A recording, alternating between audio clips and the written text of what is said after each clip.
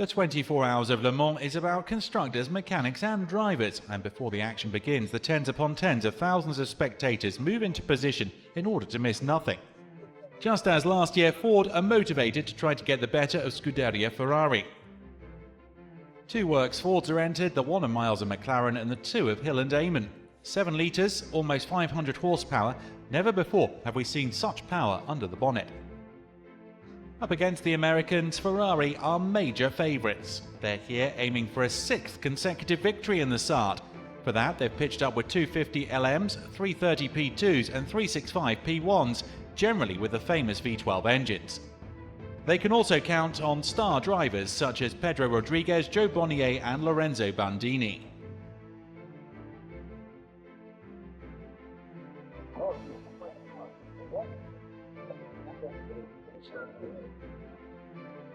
Only one Maserati takes the start, the 8, entered by Colonel John Simone, the official exclusive importer of the brand. It's a miracle it's here, as it was put together and got up to speed in only 35 days.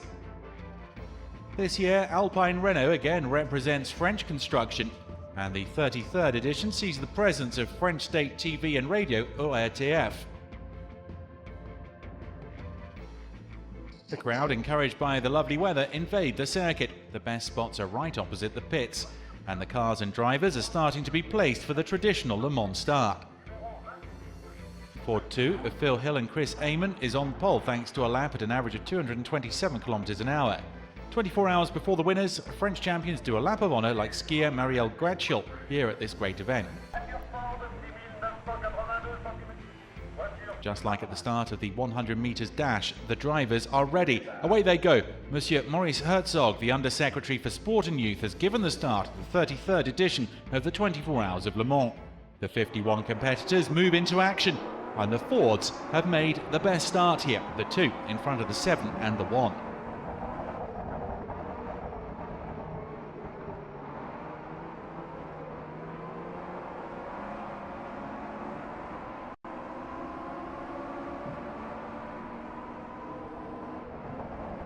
A peloton that's closely bunched, but not for very long. The peloton gets stretched out over the 13 kilometres of the circuit.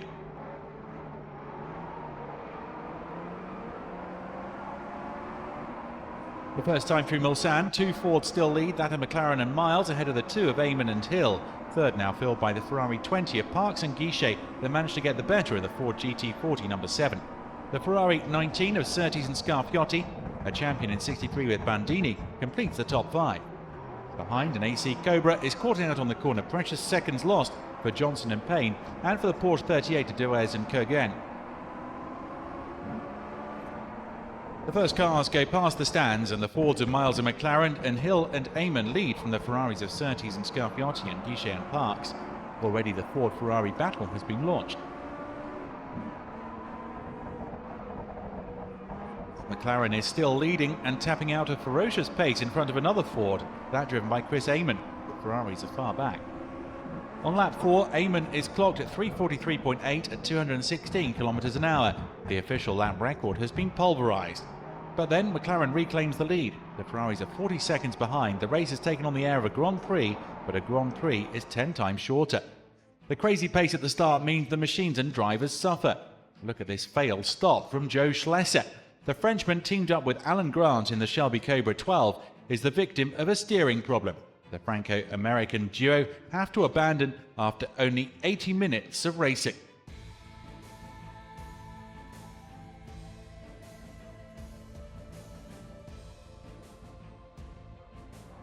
At the front, the Fords continue to power on. The Ferraris are bunched together, waiting to make the most of any mishaps for the formidable American cars. On the long Unodière straight, the quickest go at 300 km an hour, almost 80 metres a second. McLaren beats the lap record at 219 km an hour. The pace imposed by the leading Fords is incredible.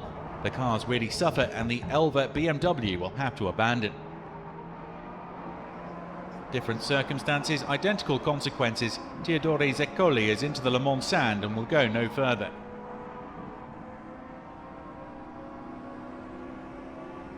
44 competitors still left in despite the ferocious pace, but a little after 6 in the evening the Ford prototypes begin to hit real trouble. Amon spends a long time in the pits, Bondurant abandons, McLaren too. It's carnage. Phil Hill in the 2 in a bravura act before giving way laps at nearly 223 kilometers an hour. It's all gone wrong though for the American cars. The Ferraris couldn't have asked for anything more. After 4 hours of racing, the situation is clear at the front.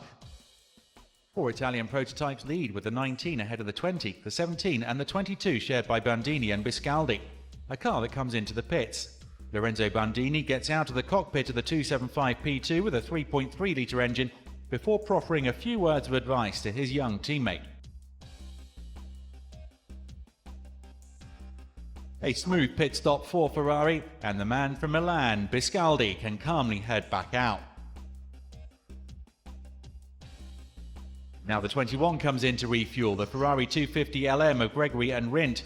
One is American, the other Austrian. Maston Gregory is well known, while Rindt is a newcomer, but a talented newcomer. This year, he took a brilliant third place at the Grand Prix of Po in Formula 2. For now, the ambitions of Rindt and Gregory are modest because they're more than 10 laps down. Fans are delighted. They came here to witness a big battle, and that is what has ensued.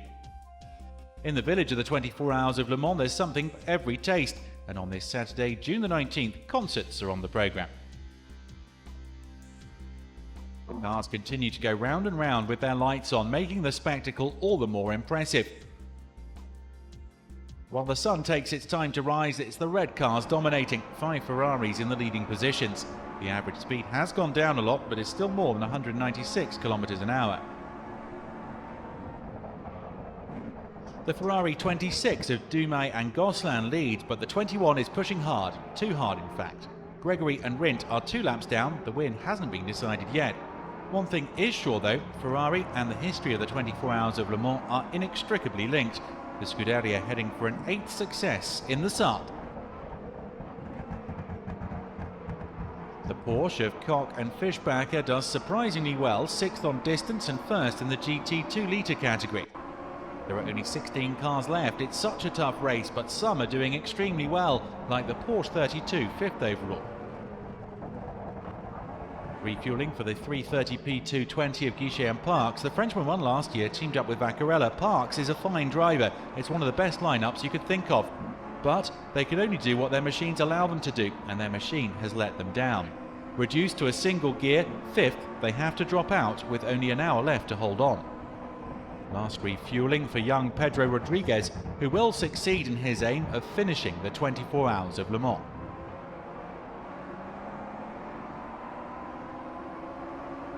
A 33rd edition that lives up to all its promise because the leading teams fight it out for victory.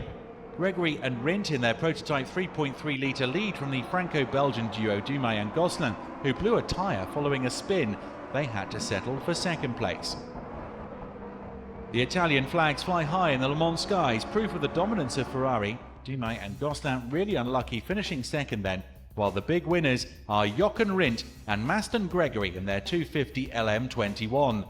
It was uncertain right down to the last minute, but this time there would be no bad surprises for the North American racing team, as they won the 33rd edition of the 24 Hours of Le Mans.